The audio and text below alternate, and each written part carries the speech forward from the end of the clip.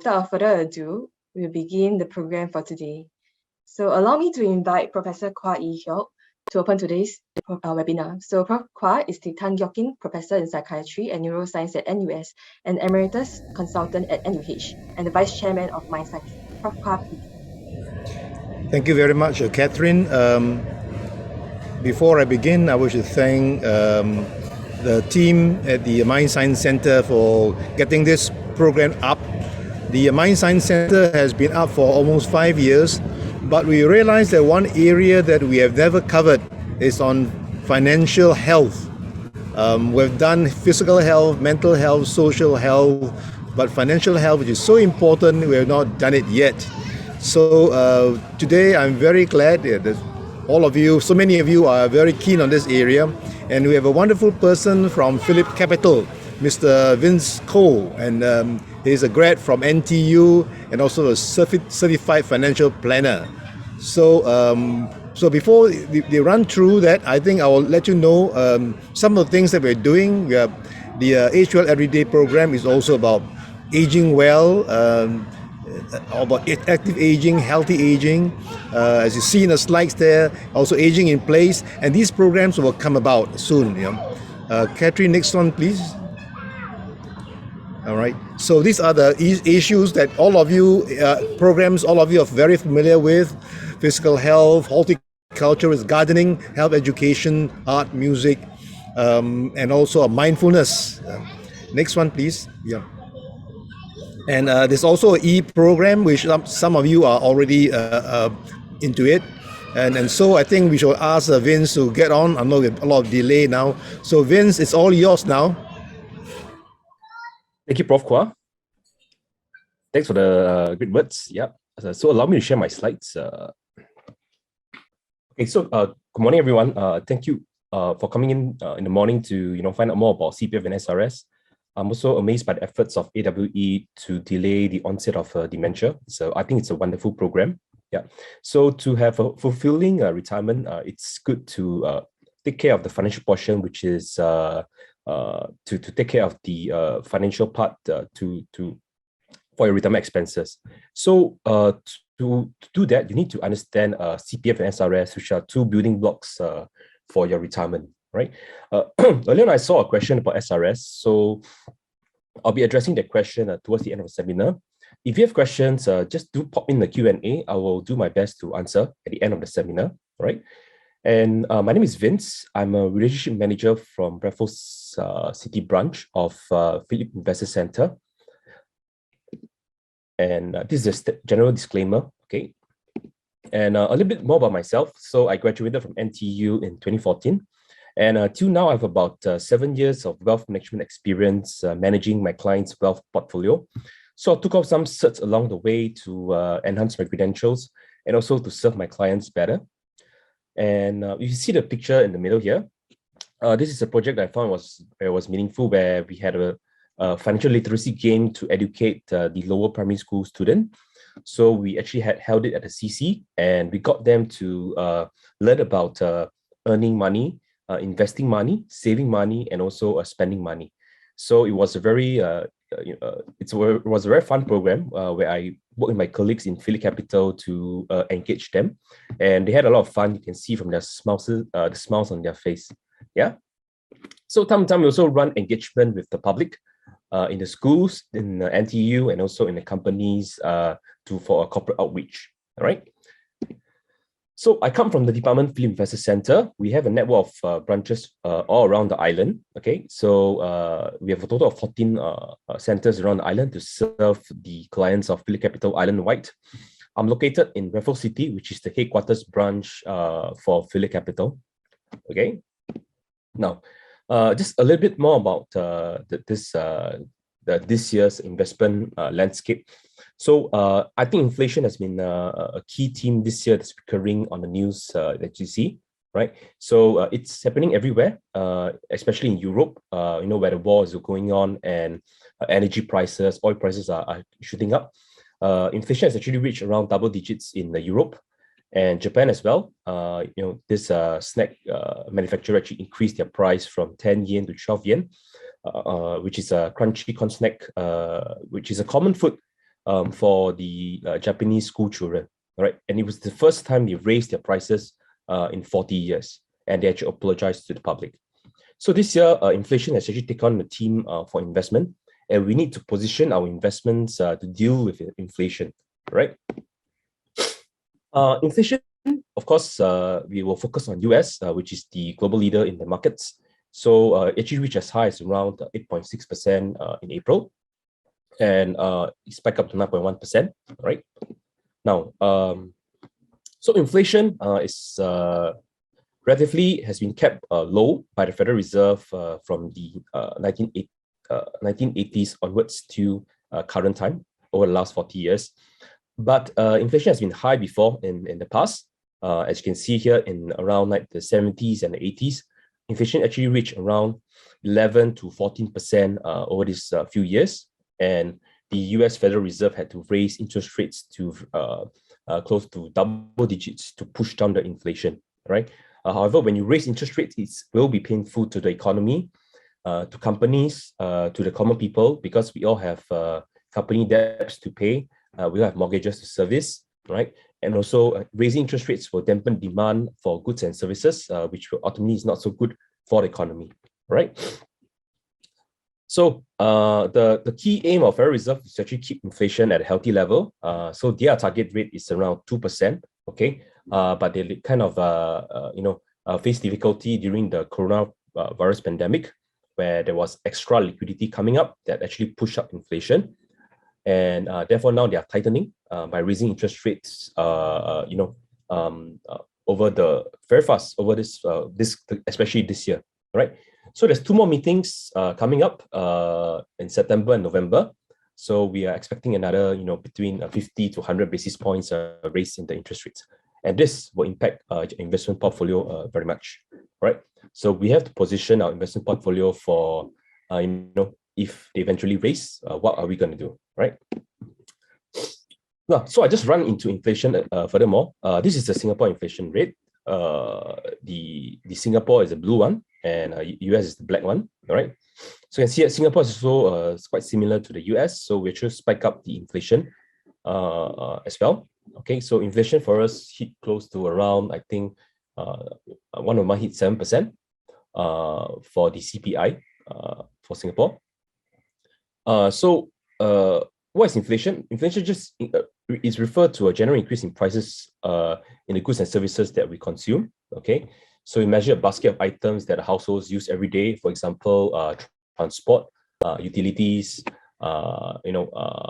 groceries. Yeah, so it's a basket of items that we measure, and then we measure the increase in the prices. So, item that cost $20,000 today could possibly cost more 5 years later, depending on the rate of inflation.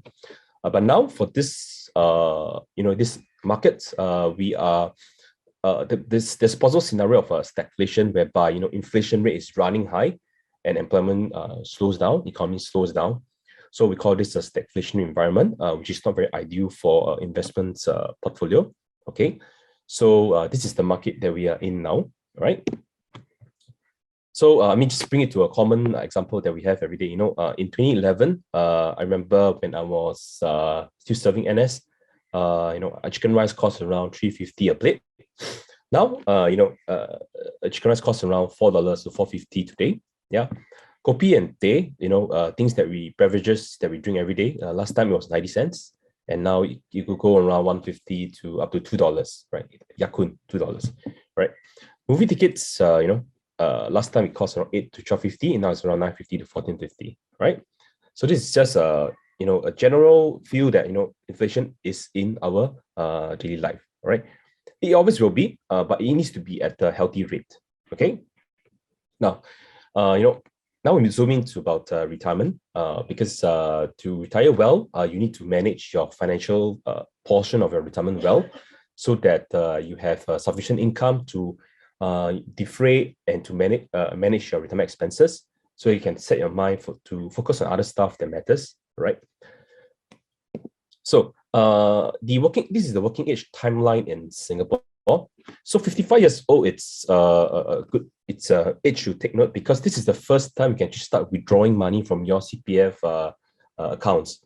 So at 55, your OA and SA be taken to form the retirement account, and you need to meet this sum called the FRS, which is the full retirement sum.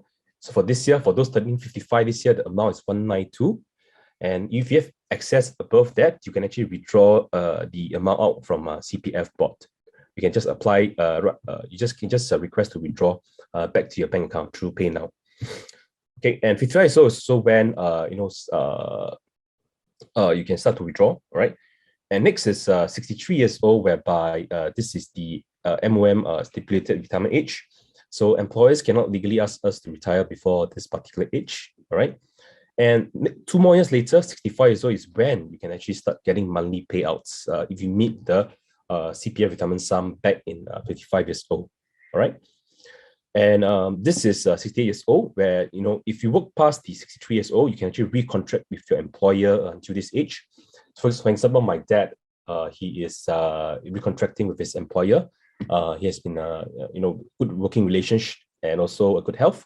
And the employer asked him to recontract his till 67. Yeah, he's 67 this year. So he can continue to be employed by the employer. So this is the working age timeline in Singapore to take note, right? Now, retiring before retirement age, of course, there are changes, certain conditions that comes in which affects our economic lifespan in the workforce, right? It could be a change in individual health conditions or personal health, change in family situation, such sometimes we need to spend time to take care of our parents, our aging parents, or to take care of our children, right? And also the gig economy has come up, so there's you have the option to actually work at your own pace, taking on a self-employed role, right?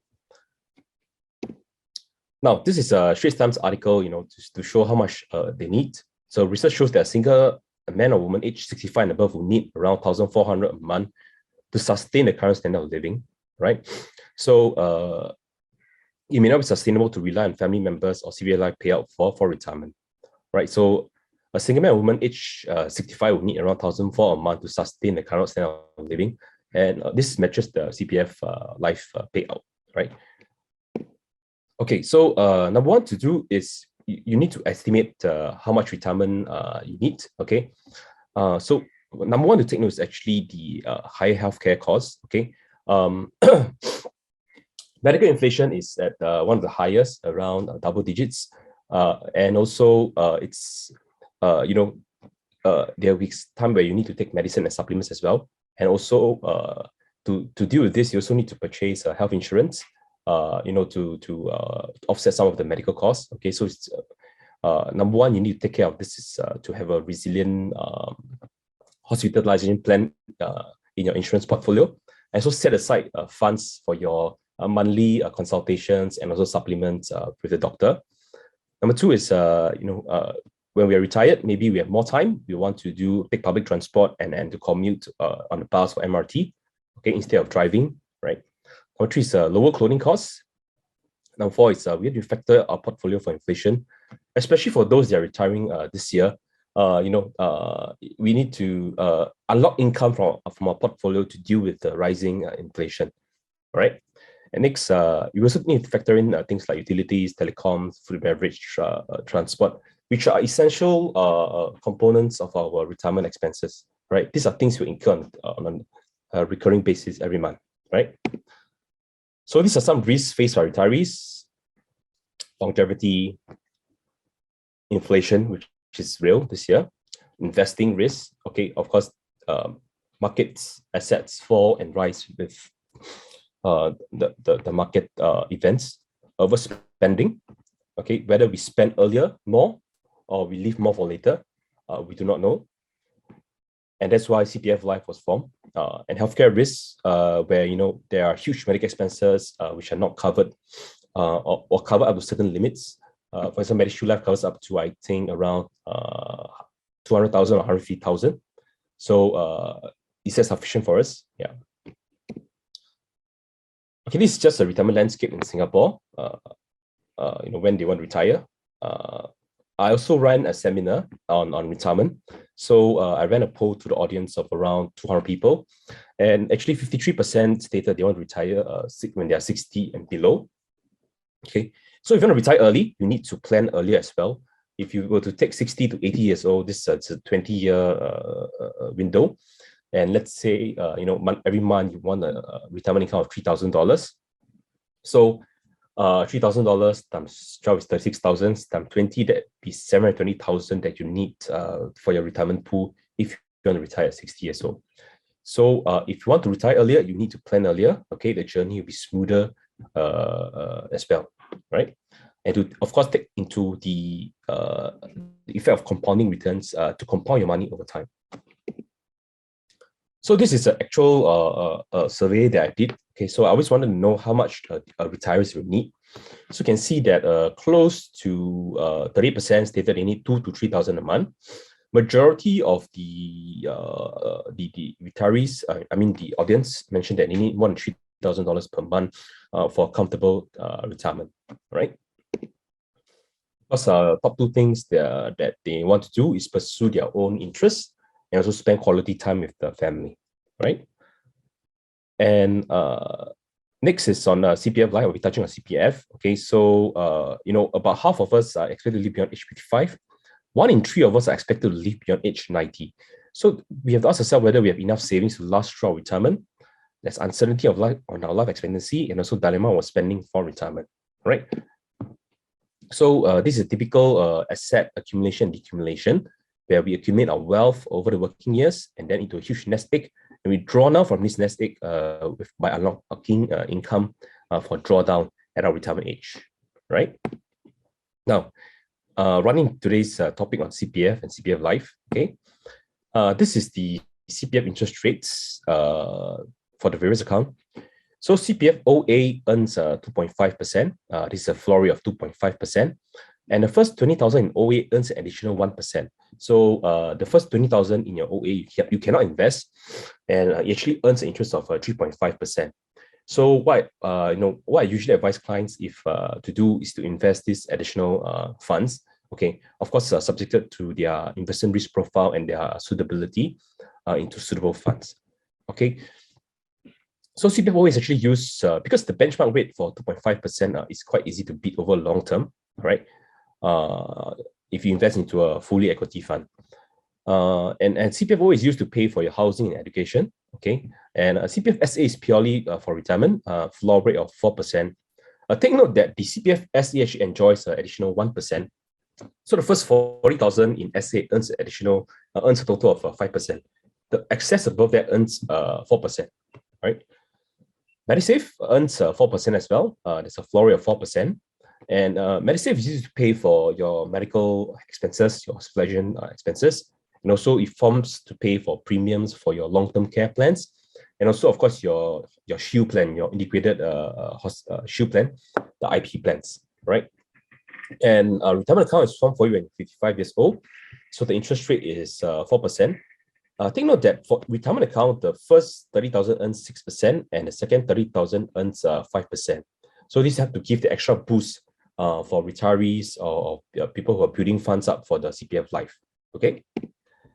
And CPF rates are guaranteed by the Singapore government, invested in the SSGS. And the coupon rates for SSGS matches the CPF interest rates. And as we all know, the credit rating for Singapore is AAA, rated by S&P, Standard & Poor's, right? Now, when you hit 55 years old, the retirement account will be created for you, okay? So how they do this, actually, they'll pick up the savings from your special account first. And if your special account is insufficient, they'll take the rest from your ordinary account to form this retirement account. So you can withdraw your SA and OA savings after setting aside your FRS in your retirement account. So at age you reach 55 years old, you log in the FRS for the year, and you have up to 65 years to catch up this FRS to qualify for CPF Life. Or some of us, we have a mortgage loan to service because we are paying for our mortgage loan by CPF. You can apply to CPF board to apply for reserves from OA to be set aside for your monthly mortgage payment, so that you don't have to tap into cash to pay the housing loan. Okay. So this is what will happen when you hit 55 years old. Okay, important to take note of this. Okay, for this, yeah. Now, does anyone know what is the FRS for when you hit 55 in 2022? The answer is here. It's 192,000. Okay, so this is the number to remember for those turning age 55 this year. They will collect a total of 192,000 for FRS, and this amount will be taken from your SA first, and then OA to be put inside the RA, retirement account. Right. For those of us that are younger, generally you can estimate it increases around 5,000 or 6,000 a year so far. So for those of y'all that are younger, you can estimate roughly every year plus 5,000, 6,000. That will be the FRS you need to set aside. So I actually calculated for myself.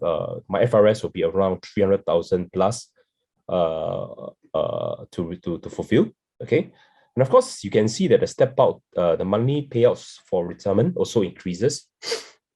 As you can see here, the payout from age 65 also increases. And also this is also, of course, to be in step with inflation, because there will be inflation, hopefully at a healthy rate. So the money payouts also have to step up so that our purchasing power of this retirement lifetime income will also keep in pace with inflation. Okay, so that we are able to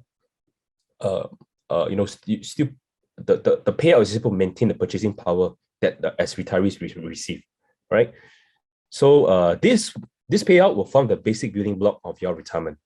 Okay, so when a retiree hits 65, this is the layer of income, the basic layer of income that will be paid out to him or her every month, and then from there we add on other layers of income to actually meet the retirement expenses.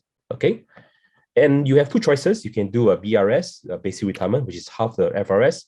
Or you can do another portion, which is enhanced retirement sum, is another 1/3 more. And ERS is around 2,000 plus. And of course, BRS, for those that have not so much funds in the CPF, they can still go for CPF Life. They get a lower payout, around $790 to $850 from 65 years old onwards. Okay, so this is a very important chart to take note. To understand how much and what will happen at your withdrawal age and also your payout age. Okay.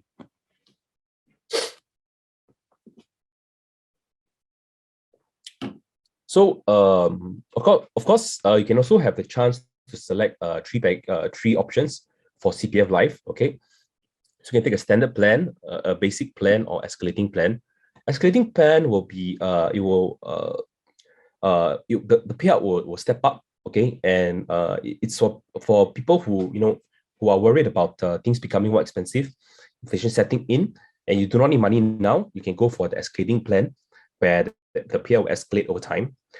For those they want to draw the highest payout at the start, that will be the standard plan.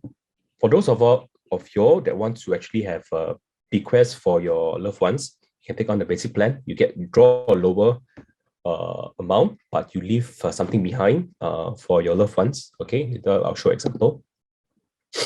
Retirement top-up scheme, I won't run through in detail here, but if you are interested, you can ask me more. You can email me. You have my contact at the end. So it actually gives you a tax relief of up to $16,000. And for those of you all that are eligible for the Match Retirement Savings Scheme, MRSS, the government will actually match 1-for-1 top-up into your retirement account. Okay, this is the example I wanted to show. If you choose the three different plans, okay, so you can see that if you choose the orange line, which is the standard payout, you have the highest payout at the start, and basic will have the lower payout around $100 or $200 lower, and escalating, of course, will escalate over time to be the highest at the end. Okay, so these are the three options available to choose. You can see here that if you choose the basic plan, here the blue line, when the retiree reaches around 82 years old, by then the escalating and standard plan will have utilized their lump sum finish. Okay, but with the lump sum finish, so long the member is still alive, they'll pay out the monthly income. So they will continue to pay out the income so long you're alive. Okay, so don't worry about that. And for those of you that choose the bequest, the basic plan, right? There's still a lump sum of 125 to 132,000 for bequests as a legacy gift to your loved ones. So the basic plan pays out lesser, but keeps more for your loved ones. So these are three different plans that you can consider when you hit when you're closer to 65 years old. Okay, so this is just a summary. So CPF basic, standard, escalating. What are the better options for you all? You all can take a look and read. So overall, we feel that the financial situation of every individual is unique. Okay, have a conversation with your advisor or to see how you want to plan your retirement and where your CPF life option comes in to suit your needs better. Or you can also speak to the CPF board officers. They are very friendly and they advise you accordingly to what options available, and you can make the best choice for yourself. All right. Okay, so next I'll touch on the Supplementary Retirement SRS, Supplementary Retirement Scheme. So what is SRS? Okay, SRS is actually a voluntary a scheme that encourages individuals to save for retirement over and above their CPF savings.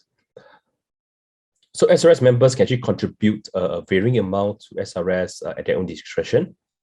So what this means, I can contribute $1, $2, I can contribute up to the limit of $15,000, $300 into this SRS account, right?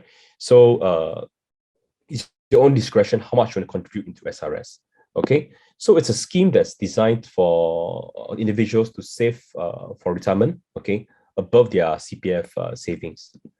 And who can open an SRS account? All Singaporeans, PRs, and foreigners can open an SRS account so long you're 18 years old and above, and you're not an undischarged bankrupt. You can open an SRS account with the 3 local banks, okay? And nowadays, it's very easy. You just submit the online form and your account will be created for you within a few working days, okay? So what has happened, the process is Singaporean PR foreigners open an SRS bank account with the 3 local banks, okay? They will have an SRS account number, and you just need to link up this SRS account number with the financial institutions. For example, let's say, Philip, you have a POEMS account. You just need to indicate your SRS account in POEMS account, and we will draw into that to invest, let's say into unit trusts, shares, ETFs. We'll draw the funds from SRS account to invest in the instrument that you want to. Of course, there's a list of instruments that's approved by for investing for SRS. So your investments are just limited to those, okay? And also you'll receive a account summary of your SRS investments from the bank as well, all right, by the administrator, the SRS operator, right? So for Singapore citizens and PR, we can contribute up to $15,000, $300 into SRS account, okay, and on an annual basis. For foreigners, they can actually contribute up to $35,700 for contribution, okay? So take note that every dollar that you contribute into SRS will reduce your taxable income by $1. So it's 1 for 1, all right? Now, so how does SRS work? So SRS here, right? This is in your working years, right? So we are working, every year till the retirement age here. I think now it's been raised to 63 years old, all right? So please take note of that. So yearly contribution here, your working years, let's say I'm in my the early 30s, right? 32. So what I'll do is I'll contribute an account every year. So let's say I contribute 5,000. This 5,000 will be actually computed and reduced from my chargeable income by $5,000. Okay, so the money stays in SRS account, and then I can use it to invest, and my chargeable income reduce. So we repeat this process over many years, okay, until we are 63, and we can start to do the withdrawal. Okay, so let me just take the chance to answer the question. You can actually choose when to withdraw your SRS monies. Okay, you can withdraw at 62, 63, 65, 70. So when you start to withdraw, you have a 10-year window to start withdrawing. Okay, so let's say you choose to withdraw at 68, you have a 10-year window from there. Okay, and the key here for withdrawal is to do a gradual withdrawal over many years, right? Because what we don't want to do is actually, let's say your SRS account has accumulated 200K, and you, for reasons, you're busy with the daily life activities, you forgot about this money, and you leave it to the, let's say maybe withdraw at the start here, and after at the end, you forgot and you withdraw, and leave it to the end, where you have 200K to withdraw, 50% of this amount will be taxable. Okay, so you take 50% of 200K is 100K, so it'll be taxable at 100K. So that's not very ideal, right? What we want to do, always remember SRS, you need to do regular withdrawal.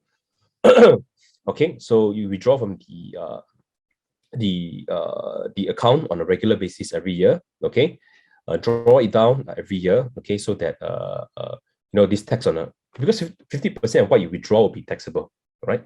And if our retirement years, we don't have much active income, so when you withdraw this amount, the amount that you withdraw, let's say 40K, 50% will be taxable. So it times to the 50%, 20K is taxable. All right. So you can actually go into the IRA's tax table and see what rate you charge when you withdraw how much. Okay. So if you withdraw after the statutory retirement age, you have 10 years to withdraw anytime. You can withdraw as many times as you want, and 50% of this withdrawal are tax exempt. Right. If you withdraw before the statutory retirement age, that will be before age 63. Okay, 100% of the amount that you withdraw will be subject to tax. Okay, and the banks will charge a 5% premature withdrawal penalty on the sum withdrawn. So actually, let's say I withdraw $10,000 from SRS before the retirement age. There'll be a 5% charge to the amount levied by the bank, right? So this will be charged unless it's on an exceptional basis. They need to withdraw this, right? Now, this is the after the 10-year closure of the 10-year withdrawal period, right? Any remaining monies or investment in your SRS account, 50% of the amount will be subject to tax. So this one, referred to earlier on. If you leave a huge lump sum at the end for withdrawal, 50% of this withdrawn will be subjected to income tax. Okay, so do a regular withdrawal, constant. Okay, anyway, you have saved up over so many years for your SRS. It's time to withdraw out the funds to enjoy retirement, right? And also live a decent quality of a life, right? Okay, so now I show you how the SRS helps to save tax.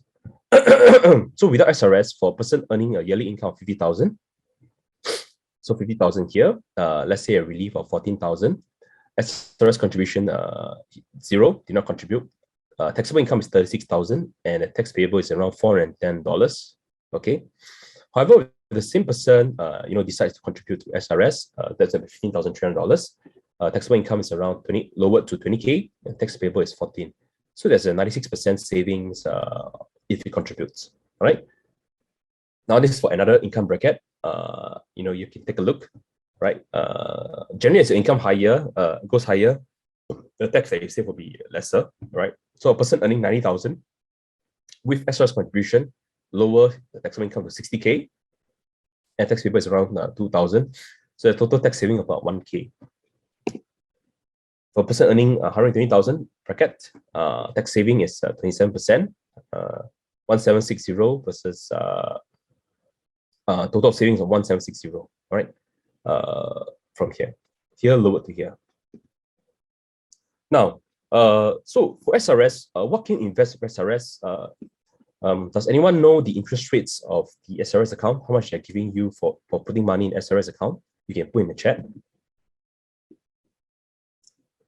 Okay, so instead of letting the SRS fund stay idle, okay, make your money work harder for you. All right, you can invest in a whole range of SRS options. All right, you can invest into insurance with the single premium, endowment plans, or you can invest into unit trust according to your own preference.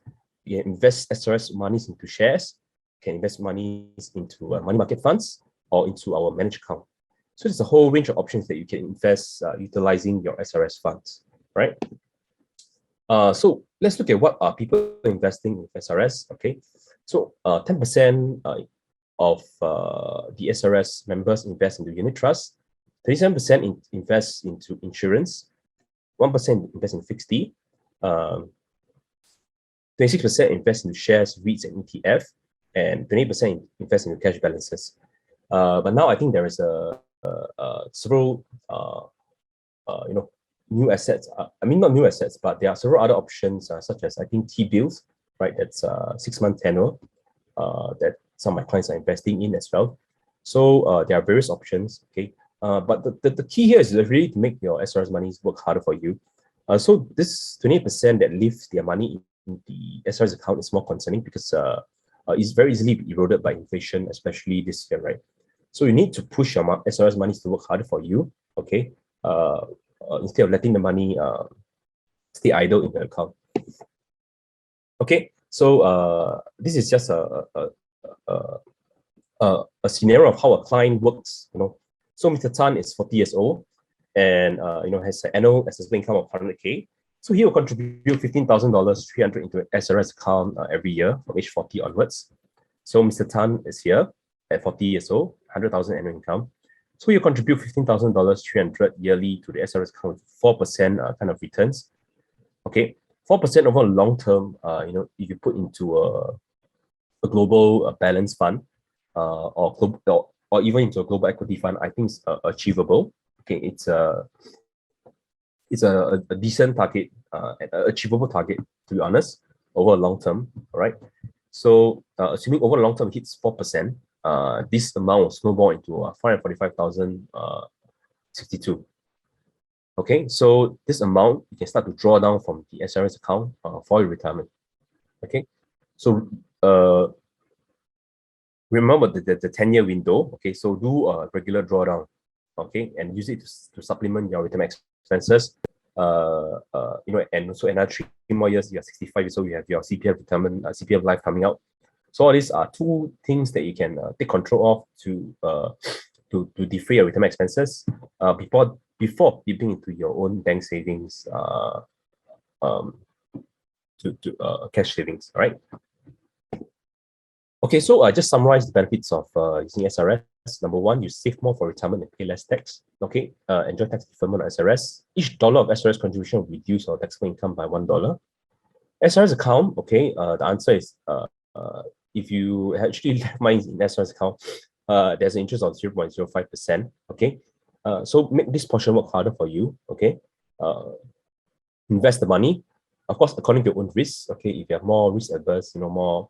You cannot take loss well, you can put into insurance saving plans, because single premium.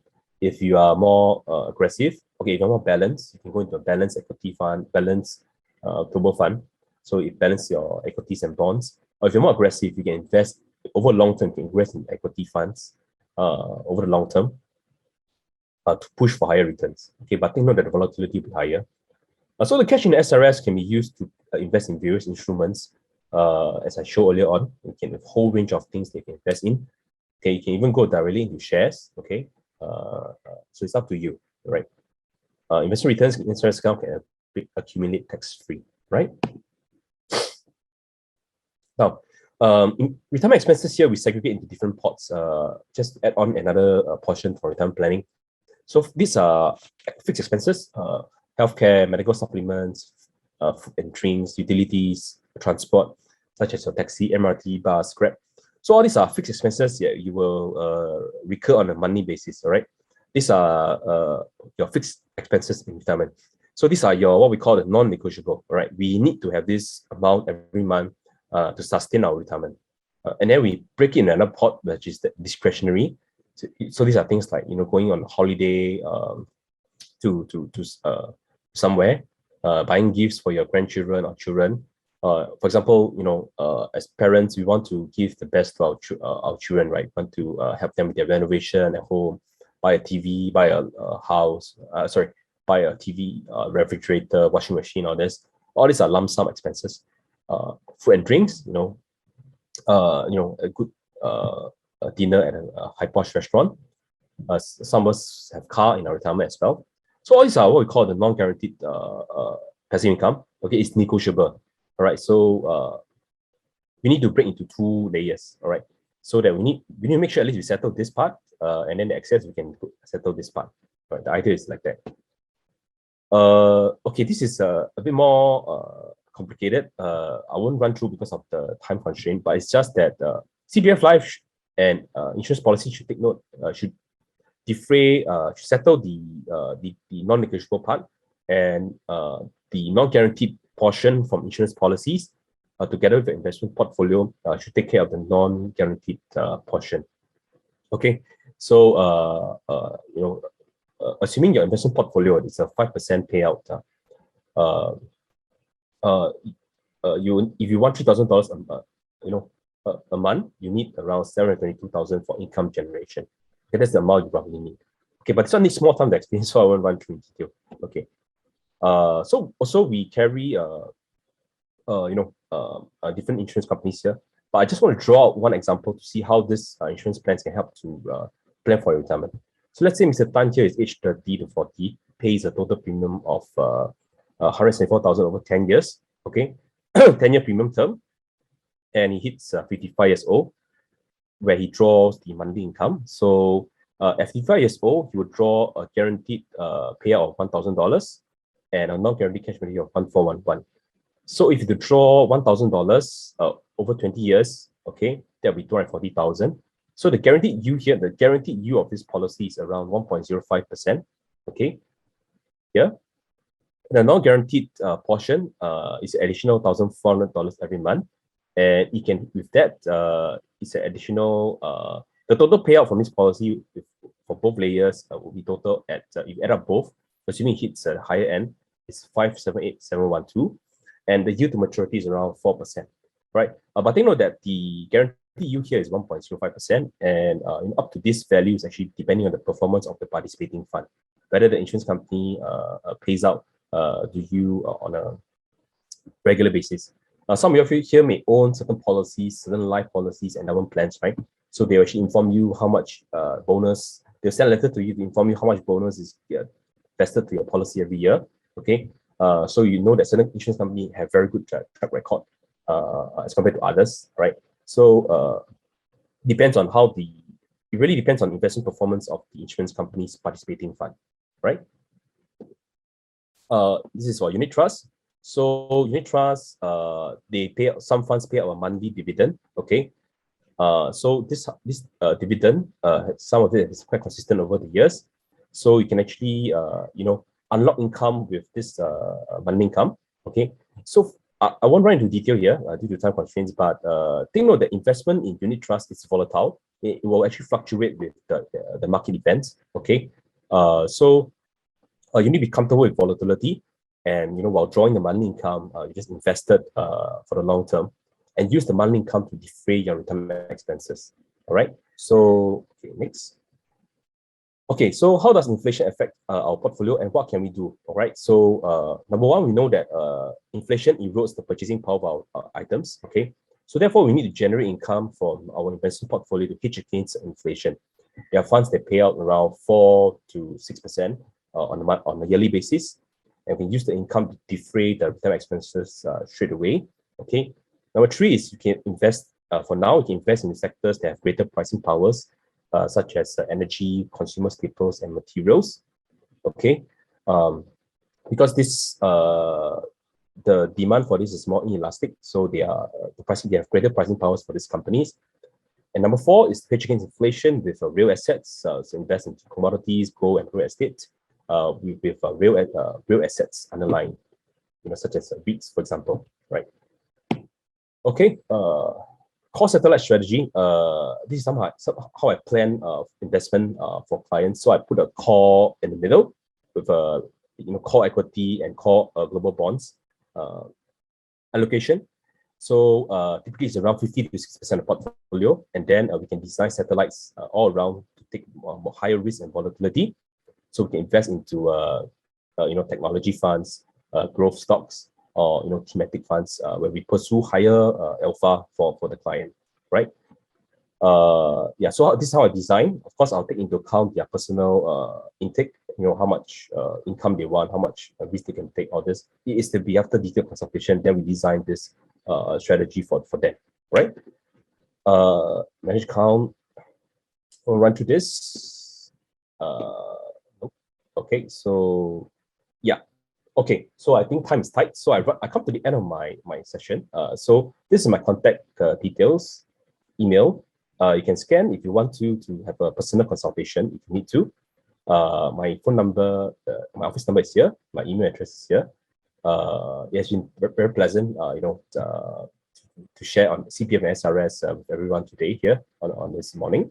Okay, so I think with that, we also have Phillip Investment Center around the island, as I showed earlier on in the map. Okay, so you can head down to the nearest one if you wish to reach us. So every center has one or two consultants ready to serve the clients. You can just walk in and approach for wealth management advice.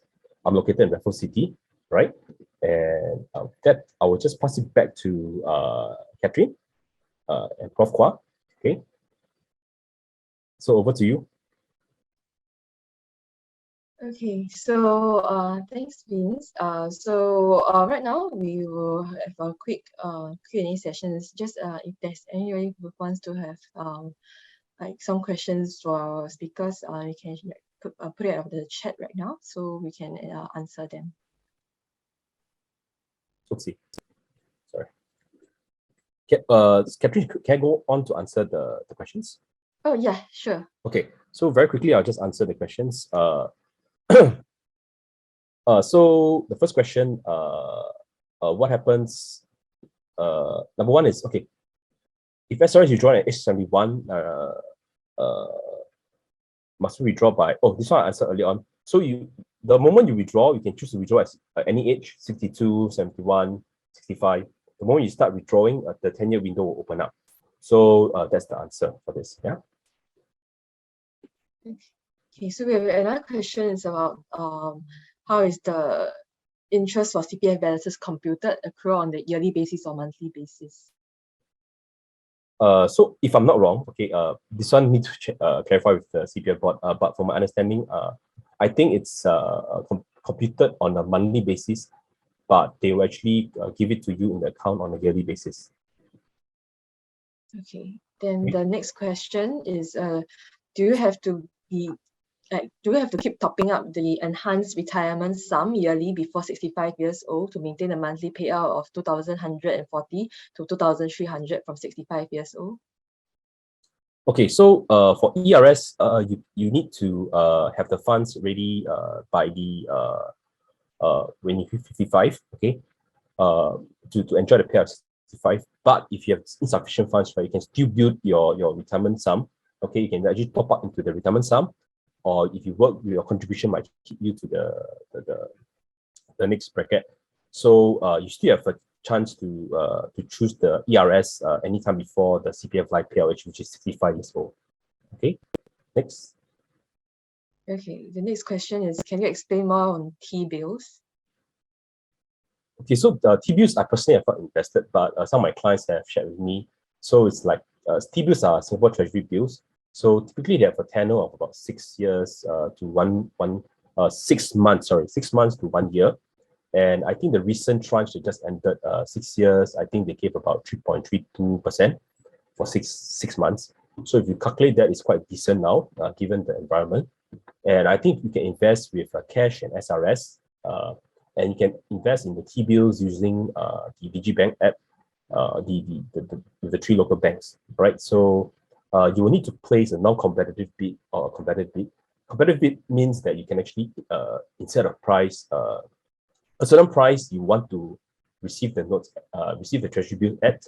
For non-competitive, is you'll just you not put a price inside. Yeah, so it's a bit more complicated. But if you put non-competitive, you'll be allocated first before they give the T-bills allocation to the competitive bid, right? And I think it's a wonderful instrument to invest in the market because it's backed by the Singapore government, and the yield has been going higher recently, so you can explore the option as well, right? Of course, instead of the usual fixed fee that we place with the banks. Yeah, hope that answers the question. Okay, so next, for SRS withdrawal, does it mean that without the SRS investment, you withdraw cash? Possible to withdraw without selling? Okay, so when you say SRS withdrawal, you withdraw from the account, right? So if you have investments invested in your unit trust, shares, ETFs, you have to liquidate the investments, and the money will go back to your SRS account. So when you liquidate this investment is also very important because markets will fluctuate. So you need to liquidate at a good time and cash market on a high to sell off and go back to your SRS account.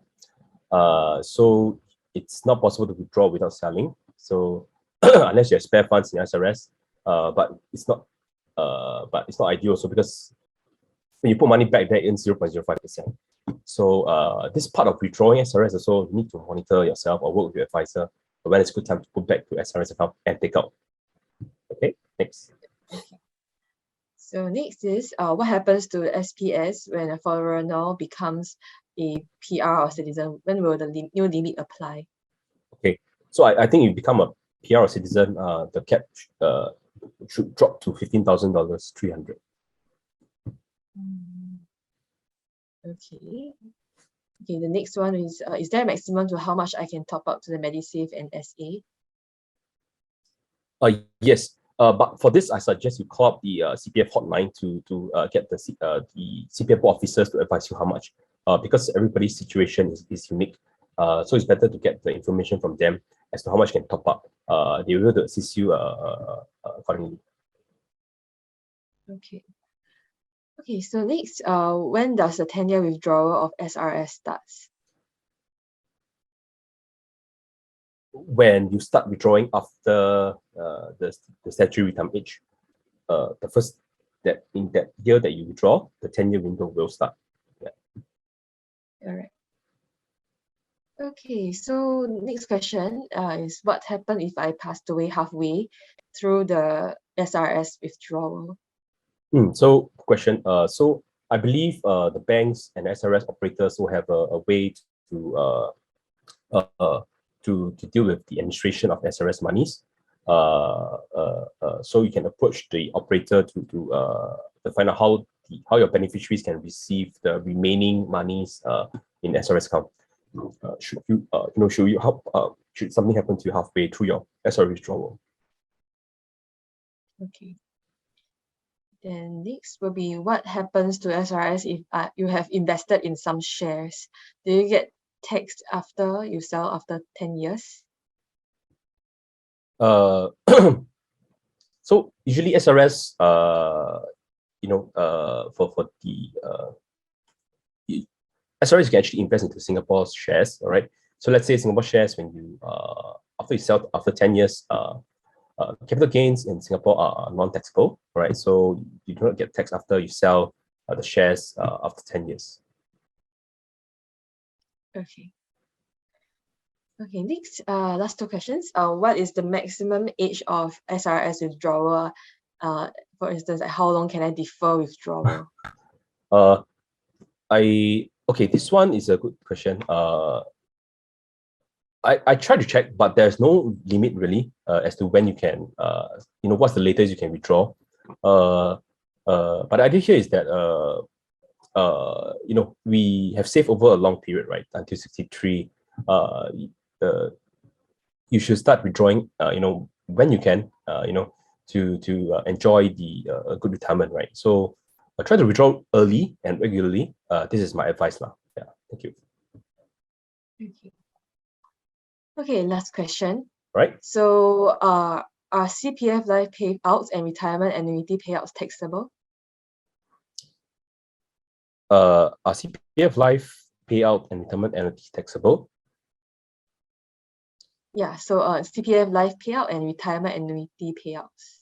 Okay, for CPF life payout, it's not taxable. For retirement annuities, it depends. If it's SRS and you use SRS to invest in retirement annuity, past certain age, I think a portion of it will be taxable. Yeah. So for details, you can email me and I can reply you with that. Yeah.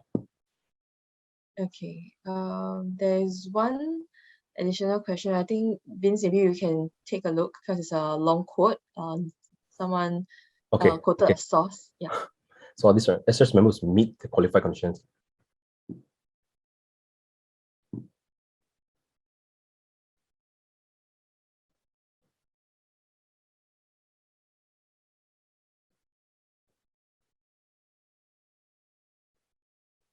Okay, maybe I take this offline. I will, Mr. Lee, right? So you can email me and I will check on this and reply you.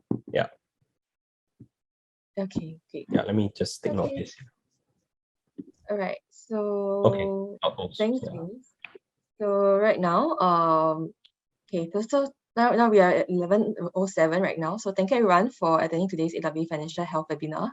So the next webinar will actually be on the importance of will and estate planning, which will be held on 22nd October at 10 a.m. So we will be sending out like feedbacks and feedback forms as well. So just do take note to help us by filling out the post-event survey, and then you can actually click on the link that was being sent by my colleague previously on the chat right now.